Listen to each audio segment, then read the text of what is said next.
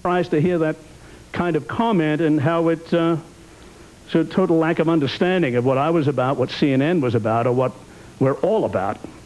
Tonight, Senator Simpson, Republican of Wyoming, is with us from Washington. And Senator, today in the New York Times, you apologized for spreading rumors about Arnett's family, and you said you should have used the word dupe, not sympathizer. I guess my first question is, why did it take so long for the apology? That information has been around for quite a while now. Well, you know, the information's been around for 20 years, but Peter Arnett has never interviewed me, to my knowledge. He may have been sitting in a room with about 15 or 20 others of his peers.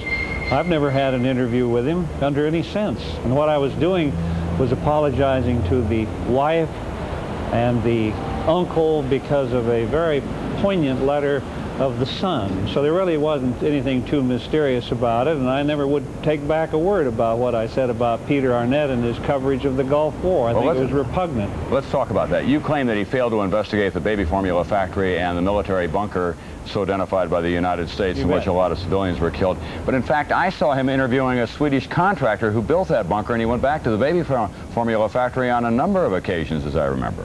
Well, you know, I'll take the word of our government rather than the reporter. Ask him how he felt when he interviewed Ramsey Clark.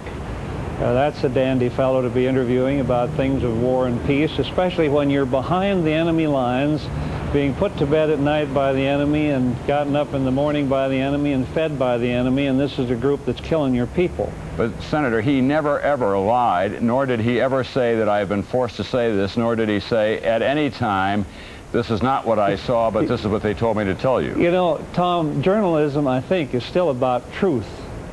That's what journalism is about. And when you're behind the enemy lines with handlers, you're not telling the truth. Now, you know, you can fancy it up all you want to, but you're not going to escape that if you really are a journalist. But, Senator, at the same time, in Saudi Arabia, everything that the United States journalists were reporting from military combat pools were cleared and reviewed by U.S. military and Saudi censors. And there was a reason for that. That was to protect the lives and the health of the young men and women who were fighting our battle for us. Did it work?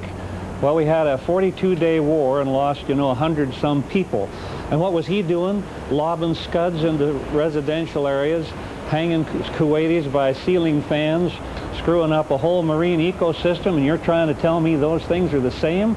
That's a blatant No, but Senator, but you and I can get into this, and we've had this discussion before. I'd like to get into it with Peter. That's who I'd like to get into it with. We'll make those arrangements for you and Peter to appear here on NBC That's the someplace. Deal. I'd love it. But did you not learn anything from Peter Arnett about the conditions in Iraq based on his reporting from there? And don't you think that the American people did as well? I don't think they did at all. And whatever he did that he says is positive was outweighed far more by the negatives of what he did, especially with countries around the world who don't read English and who don't know things about little disclaimers about monitoring and, you know, this is under the control of the government. Put propaganda on it and put it in several languages, then people would understand it better. Senator Simpson, thanks very much for being with us again tonight. You bet.